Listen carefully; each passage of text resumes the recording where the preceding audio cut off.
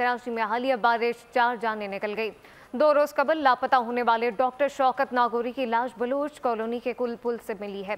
मंगोपी degree college के करीब गड्ढे में डूबकर रेडी बांग जान से गया। बल्दिया टाउन का बरसाती नाला एक जिंदगी निकल गया है। लाइंस एरिया में करंट लगने से नौजवान जान गंवा बैठा।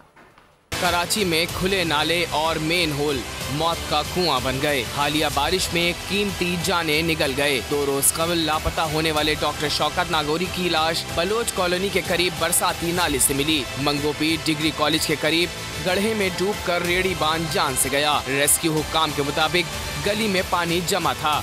रेडी बांध को गड्ढे का अंदाजा न हुआ और डूब गया। फखरे आलम नामी शख्स रात को नौकरी के लिए निकला और फिर न लौटा। बल्दिया टाउन के बरसाती नाले में डूबकर जान गंवा बैठा। लाइंस एरिया में बारिश के दौरान करंट लगने से 19 साला दिलावर जान से गया। सब्सक्राइब करें और बेल दबाएं ताकि कोई खबर रह न जाए।